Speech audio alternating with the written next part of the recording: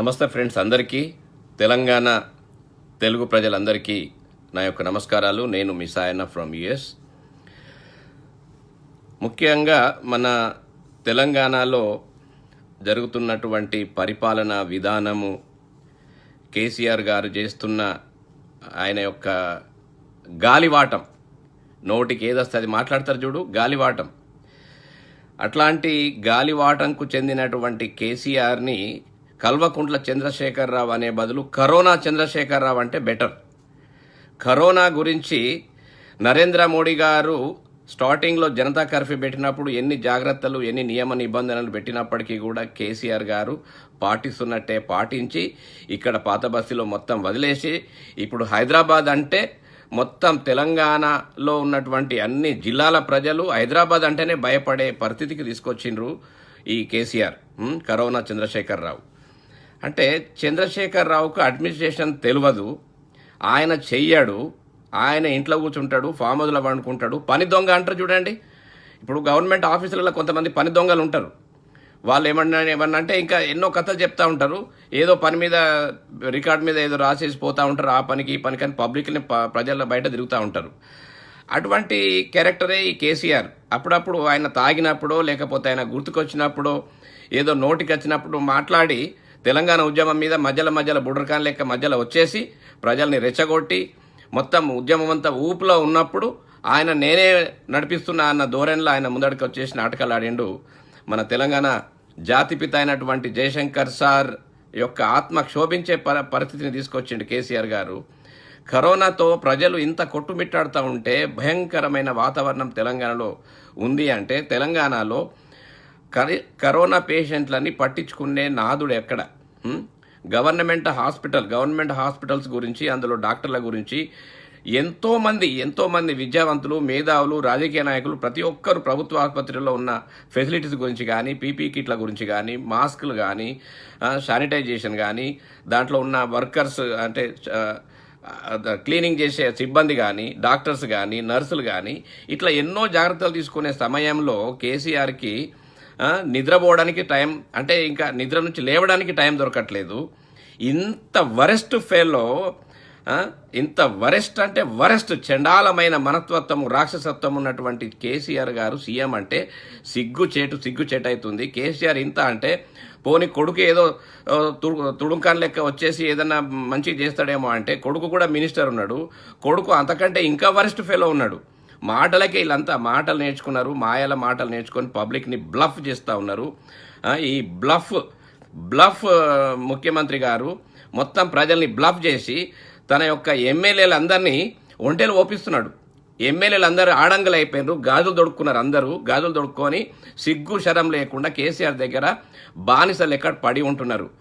మొన్న గువ్వల బాలరాజు గారు ఏమన్నారు? ఈగ వాలనీయమంట, కేసీఆర్ మీద ఈగ వాలనీయం. నీ బతుకులు తీసుకపోయి బజార్లో పడారట. ఏం చేసి గెలిచిండ్రు, ఎట్లా గెలిచిండ్రు, ఏ రిజర్వేషన్ మీద గెలిచిండ్రు, దళితుల మీద ఇన్ని అన్యాయాలు జరుగుతూ ఉన్నాయి, ఇన్ని అక్రమాలు జరుగుతూ ఉన్నాయి. దళితులకు జరగని అన్యాయం అంటూ లేదు.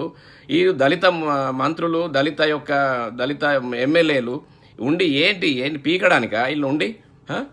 అటువంటిది దళితులు సిగ్గుశరం లేకుండా కేసీఆర్ దగ్గర బానిస బతుకులు బతకడానికి, ఆయన పోసేదానికి తాగుకుంటూ అలవాటు పడి దీంట్లో టైంపాస్ చేయడానికి వీళ్ళు నాటకాలు ఆడుతూ ఉన్నారు. సో ఇటువంటి పరిస్థితి ప్రజలారా గమనించాలా. నిన్ననే మన కోమటిరెడ్డి రాజగోపాల్ రెడ్డి గారు ఏమన్నారు? మొత్తం వివరంగా చెప్పారు. నిజామాబాద్ జిల్లాలో కవిత గారిని ఎందుకు ఓడించిండ్రు, రెండవసారి ముఖ్యమంత్రి అయిన తర్వాత కూడా ఓడించిండ్రు. కేసీఆర్కు సిగ్గు శరం రావాలని చెప్పేసి కవిత గారిని ఓడించినా కానీ ఆయనకి ఏమాత్రం నవ్వుదురుగా నాకేంటి అన్న పద్ధతిలో కేసీఆర్ గారు ఇంకా తెలంగాణ ప్రజల్ని పగబట్టి తెలంగాణ ప్రజల మీద కక్ష తీర్చుకునే పద్ధతిలో ప్రభుత్వ యంత్రాంగాన్ని చిన్న భిన్నం చేసేసి అడ్మినిస్ట్రేషన్ అనేది లేదు.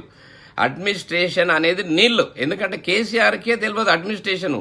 ఆయన కొడుకు కాసలే తెలియదు. ప్రగతి భవన్ కానీ ఒక మాయలోకంలాగా అది కట్టుకొని అందులోనే టైంపాస్ చేస్తున్నారు. బయటకి అంటే ప్రపంచం అంతా అట్నే ఉన్నది అనుకుంటున్నారు. ఇంకా తెలంగాణ అంతా 3 పూలు 6 కాయలు పచ్చదనం పరిశుభ్రత లాగా ఉంది అని అనుకుంటున్నారు. కానీ కేసీఆర్కి అడ్మినిస్ట్రేషన్ అనే సోయి లేదు, సోతారం లేదు. అడ్మినిస్ట్రేషన్ ఎవరి చేతిలో ఉంది అంటే పోలీస్ డిపార్ట్మెంట్ చేతిలో ఉంది. సో ఈరోజు ఎక్కడ మన జగిత్యాల్ ఉమ్మడి కరీంనగర్ జిల్లా అంటే ఇప్పుడు జగిత్యాల జిల్లాలోని ఎక్కడ మన చిట్ల విజయ్ అనే బుగ్గారం మండలంలోని గోపాల్పూర్ గ్రామ నివాసి చిట్ల విజయ్ అనే అతను కాంగ్రెస్ కార్యకర్త అంట. టీఆర్ఎస్ వాళ్ళంతా ఆయన మీద పగబట్టి గత 2-3 సంవత్సరాల నుంచి ఆయనని అనేక రకాలుగా చాలా ప్రాబ్లమ్స్లలో పడేసి చివరికి అట్రాసిటీ కేసు పెట్టి రౌడ్ షీట్ ఓపెన్ చేస్తామని బెదిరించి ఒక ఎస్ఐ ద్వారా నానా అవస్థలు పెట్టించి చివరికి ఈరోజు ఆత్మహత్య చేసుకునే పరిస్థితి తీసుకొచ్చారు. ఆత్మహత్య చేసుకున్నాడు. అంటే దళిత ఎమ్మెల్యేలకు సోయి సుతారం ఉండాలా? బీసీ ఎస్సీ ఎస్టీ మైనారిటీ వర్గాలన్నీ మొత్తం డౌన్ఫాల్ అయిపోతూ ఉన్నాయి. ఉన్నవాళ్ళే ఇంకా ఉన్నవాళ్ళు అయిపోతూ ఉన్నారు. ఎక్కడ పోతుంది ప్రజాధనం అంతా నాశనం పట్టించేసి ఈ కేసీఆర్ కుటుంబాలు నింపుకుంటున్నారు, ఫామ్ హౌస్లు నింపుతున్నారు. ఎక్కడెక్కడ మొత్తం కేసీఆర్ అనే వ్యక్తి ఇంత గాలి రోడ్ల మీద ఉంటారు చూడండి, అక్కడక్కడ గాలికి మాట్లాడేటోడు, చిన్న జులాయిగా తిరిగేటోడు, అట్లాంటి తిరిగేటోడిని తీసుకొచ్చి తెలంగాణ ఉద్యమంలో ఉంచిన దోషానికి ఇవాళ తెలంగాణ రాష్ట్రము ఎన్ని రకాలుగా నష్టపోతుందంటే మళ్ళీ కోలుకోలేకుండా రిటైర్డ్ ఎంప్లాయీస్ని, రిటైర్డ్ ఆఫీసర్స్ని అందరినీ మళ్ళీ రంగంలో దించేసి వాళ్ళని కంటిన్యూషన్ చేస్తున్నారు. రిటైర్డ్ అంటే ఏంది? కేసీఆర్కు సిగ్గు శరం ఉండాలి. రిటైర్డ్ అంటే ఏంది? వాళ్ళ టైం అయిపోయింది, వాళ్ళకు ఏజ్ అయిపోయింది, వాళ్ళతో పని కాదు. ఫ్రెష్ రిక్రూట్మెంట్ వాళ్ళని వాళ్ళకు ఫ్రెష్గా వచ్చే వాళ్ళకు ఏమంటారు, వాళ్ళకు ఒక పదోన్నతి కల్పించేసి ప్రమోషన్స్ ఇచ్చి వాళ్ళని ఫ్రెష్గా ఉత్సాహంతో పనిచేపియాలి. That is administration. అడ్మినిస్ట్రేషన్ అంటే కూడా తెలువని మూర్ఖుడు కేసీఆర్. ఇటువంటి మూర్ఖుడు చేతుల రాష్ట్రం ఉంది. ప్రజలారా గమనించాలా. తెలంగాణ టీఆర్ఎస్ అనేది ఒక కంపెనీ, అది not a political part like A east India company.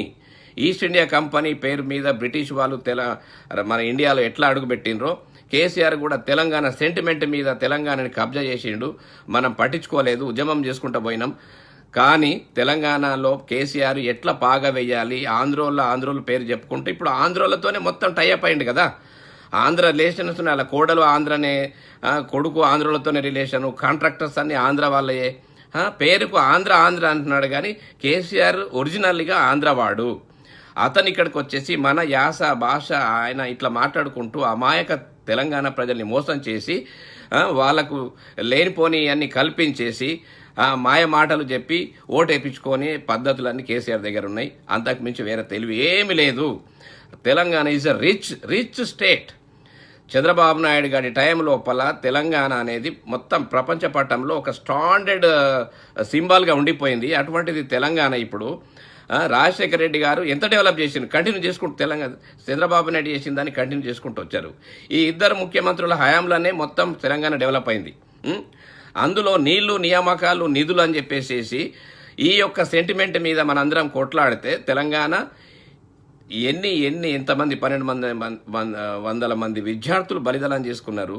అందులో మొట్టమొదటి మన ఎవరు, శ్రీకాంతాచారి మనకు తెలంగాణ రావడానికి మూల కారకుడు శ్రీకాంతాచారి. అటువంటి శ్రీకాంతాచారి కానీ జాతిపిత అయినటువంటి జయశంకర్ సార్ కానీ మొన్న జయంతి సందర్భంగా ఎంత హంగామా ఆర్భాటం చేయాల్సిన పరిస్థితులు ఉండే. సరే, కరోనా మూలంగా చేయలేదనుకుందాం. అటువంటిది ఈ కరోనా టైం లోపల కేటీఆర్ గారు ఎన్ని కార్యక్రమాలు చేస్తూ ఉన్నారు. రిబ్బన్ కటింగ్లు, నీరా కార్యక్రమాలు, రకరకాల కార్యక్రమాలు చేస్తూ ఉన్నాడు కదా. సిగ్గు శరం ఉండాలి కదా కేటీఆర్కైనా కేసీఆర్కైనా. ఎవరికి ఎమ్మెల్యేలందరికీ ఏం రోగం పుట్టింది, ఏం బుద్ధి గడ్డి తిన్నదా, ఎందుకు మాట్లాడతలేరు? కరోనా ఇంత సీరియస్ ఉంటే గవర్నమెంట్ మీ నియోజకవర్గాలలో హాస్పిటల్లో డాక్టర్లు ఉన్నారా లేదా చూడాల్సిన బాధ్యత ఎమ్మెల్యేలది కాదా? ఎమ్మెల్యే యొక్క కర్తవ్యం ఏంటో తెలుసా కనీసం ఎమ్మెల్యేలకు? ఆంధ్ర లోపల జగన్ పార్టీలో ఉన్నటువంటి రఘురామకృష్ణరాజు గారు జగన్ని నిలదీస్తున్నాడు, జగన్ చేసే తప్పుని కూడా నిలదీస్తున్నాడు. అట్లా మీకు ఏం రోగం పుట్టింది? రఘురామకృష్ణరాజు లాగా మీరు కూడా ఎవరో ఒకరు మాట్లాడచ్చు కదా, దాన్ని లీడ్ చేయొచ్చు కదా. కేసీఆర్ సార్, మీరు చేస్తున్న తప్పు, మిమ్మల్ని ఒక ఉద్యమకారుడిగా ఇప్పటివరకు రెస్పెక్ట్ చేసినాం, కానీ మీరు చేస్తున్న మిస్టేక్స్ ఇవి. కరోనాతో ఇంత ప్రాబ్లం జరుగుతుంది, మీరేమో ఫామ్ హౌస్లో పడుకుంటున్నారు, ఇది మంచిది కాదు, ప్రజలు నష్టపోతున్నారు. ఈవెన్ మల్లారెడ్డితో సహా కరోనా అంటుకుంది. ఎంతోమంది ఎమ్మెల్యేలు, నంది ఎల్లయ్య గారు చనిపోయారు. అంటే ఇట్లా రకరకాల విఐపీస్, మంత్రులు, ఎమ్మెల్యేలు ఇట్లాంటి వాళ్ళకే కరోనా సోకుతున్నప్పుడు కూడా కేసీఆర్కు బుద్ధి రాకపోతే కేసీఆర్ని మనిషి అందామా, పశువు అందామా, ఇంకేమన్నా అందామా? ఇటువంటివన్నీ నమ్మినందుకు చాలా సిగ్గుపడుతున్నాము. కాబట్టి ప్రజలారా, ఈ యొక్క జగిత్యాల జిల్లాలో ఎవరు చిట్ల విజయ్ ఆత్మహత్య చేసుకోవడానికి కారణాలు ఏంటి? ఒక ఓన్లీ ఎస్ఐ ద్వారా ఆయనని రకరకాల మొత్తం కుటుంబాన్ని టార్చర్ చేసి ఆయన చివరికి ఆత్మహత్య చేసుకునే రకంగా తయారు చేసిన పరిస్థితిని. అంటే టీఆర్ఎస్ వాళ్ళకి కేసీఆర్ చెప్పిన కథలు ఏంటి అంటే, మీరు ఏమైనా చెయ్యండి, తెలంగాణలో మనకు అడ్డు అదుపు లేదు, ఎవరు రివర్స్ మనకు యాంటీగా మాట్లాడినా, ఎవరు సోషల్ మీడియాలో పోస్టులు పెట్టినా కానీ వాళ్ళ మీద ఏదో రకంగా మీరు యాక్షన్ తీసుకోండి, మొత్తం పోలీస్ డిపార్ట్మెంట్ మనదే అని మొత్తం ఆర్డర్స్ ఇచ్చేసినట్టున్నాడు.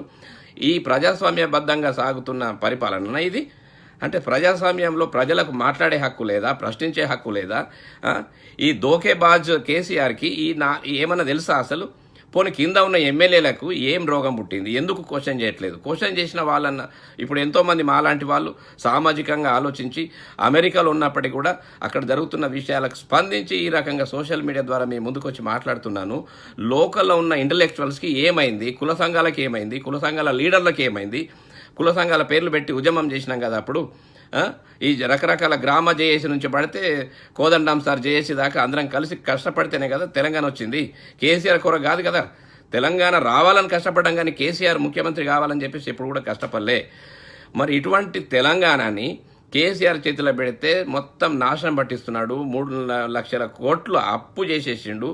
రైతుల పేరు మీద, రైతు బంధు కార్యక్రమం మీద ఎన్ని అక్రమాలు చేస్తున్నాడు, ఎన్ని నాటకాలు ఆడుతున్నాడు.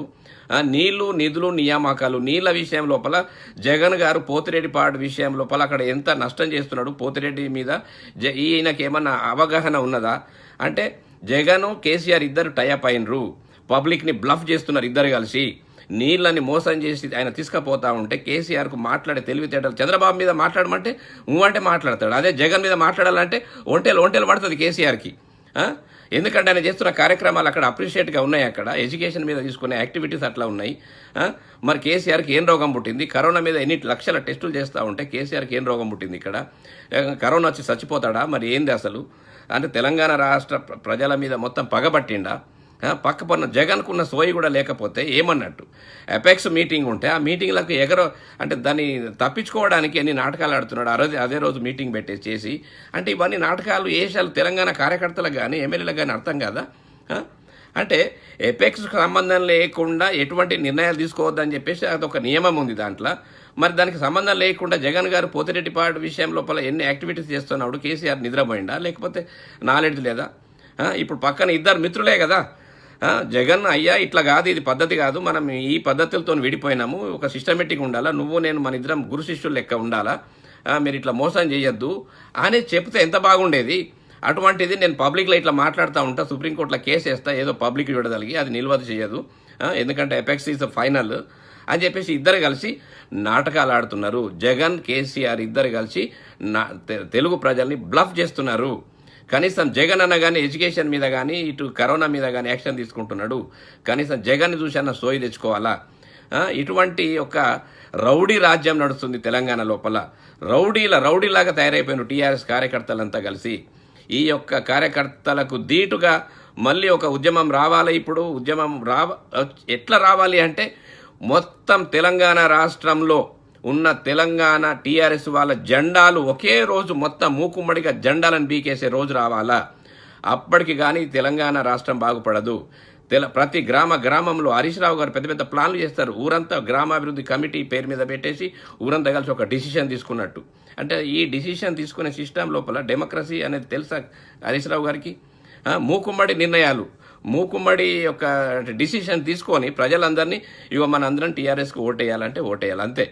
అంటే ఇటువంటి దొంగ నాటకాలు ఆడే యొక్క మనస్తత్వం ఉన్నటువంటి హరీష్ రావు గారు, అప్పుడు లగడపాటి రాజగోపాల్ గారు ఇక్కడ ఎన్నో కార్యక్రమాలు ల్యాంకో అని ఎన్నో చెప్పిండు. ఈయన మీద ఫైట్ చేస్తే అప్రిషియేట్ చేసినాం. అటువంటిది ఆంధ్రోలకు వత్తాస పలుక్కుంటూ ఈ కేసీఆర్ ఫ్యామిలీ ఆడుతున్న డ్రామాలు ఇంత అంత కాదు. ప్రజలారా గమనించకపోతే తెలంగాణ నాశనం అవుతుంది.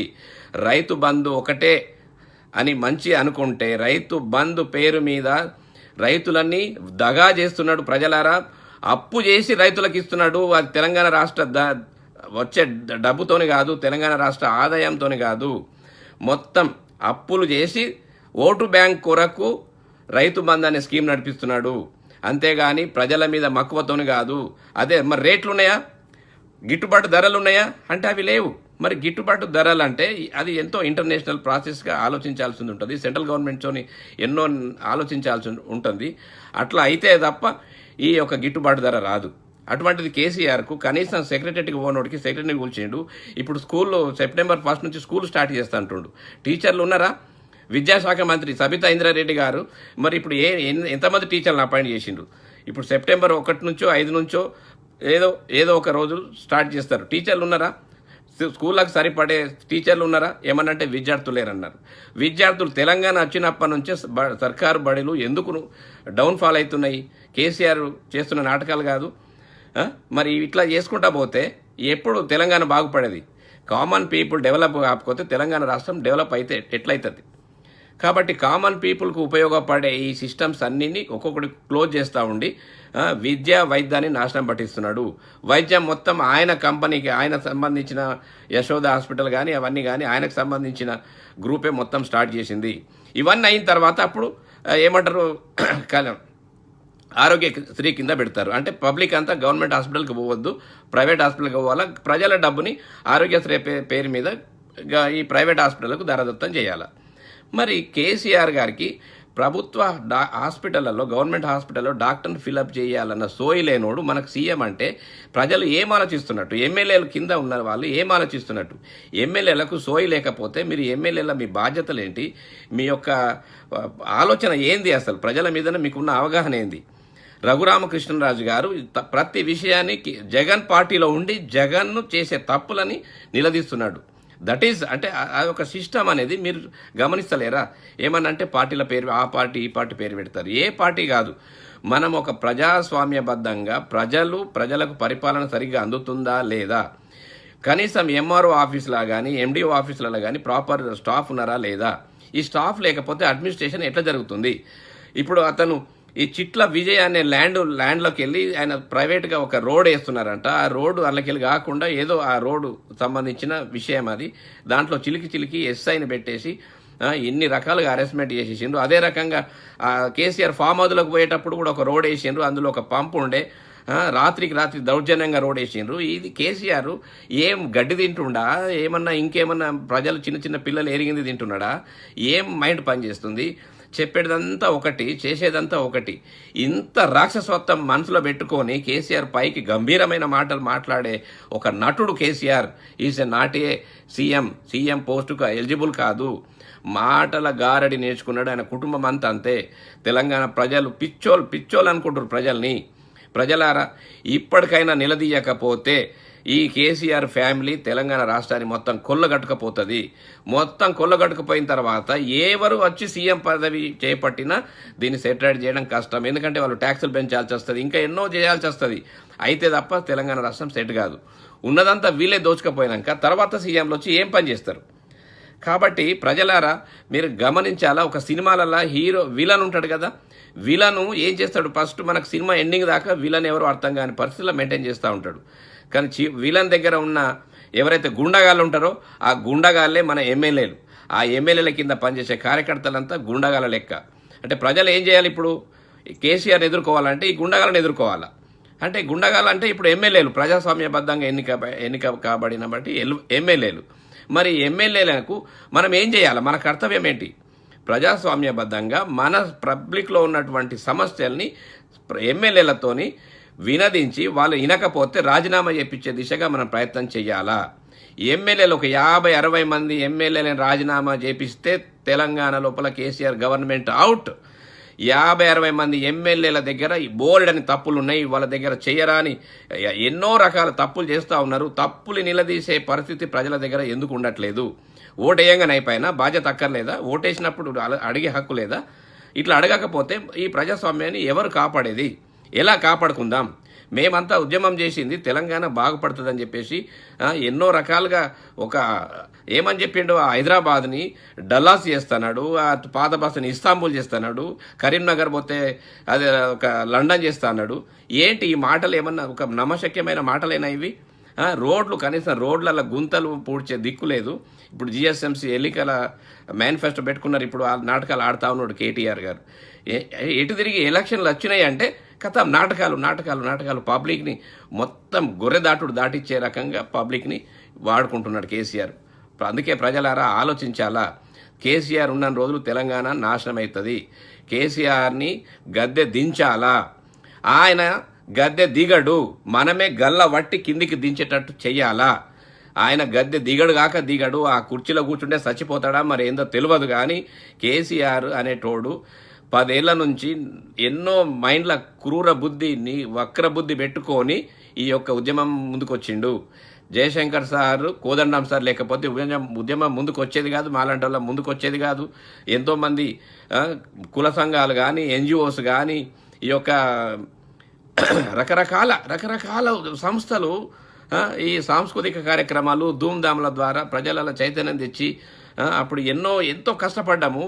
1200 మంది విద్యార్థుల బలిదానాలతో ఎంతో బాధపడి ఉద్యమాన్ని ఉరుతలూగించేసి సోనియా గాంధీ గారు కదిలిన సందర్భంలో తెలంగాణ అంటే బీజేపీ కాంగ్రెస్ రెండు కలిసి కేసీఆర్ గారి పార్టీని కాంగ్రెస్లో విలీనం చేస్తా అన్న సందర్భంలో తెలంగాణ రాష్ట్రం వచ్చింది. ఇవన్నీ మర్చిపోయి కేసీఆర్ గారు నేను చావు నోట తలకనే పెట్టినా అంటాడు. అన్ని నాటకాలే, మొత్తం నాటకాల రాయుడు, కోతల రాయుడు, నరకుడు పోషెట్టి. ఈయన మాటలు పట్టుకొని తెలంగాణ రాష్ట్రంలో ప్రజలు ఇట్నే ఊరుకుంటే మాత్రం మొత్తం తిండికి కూడా దిక్కులేని పరిస్థితి క్రియేట్ అయ్యే అవకాశం ఉంది. ప్రజలారా బాగా ఆలోచించండి.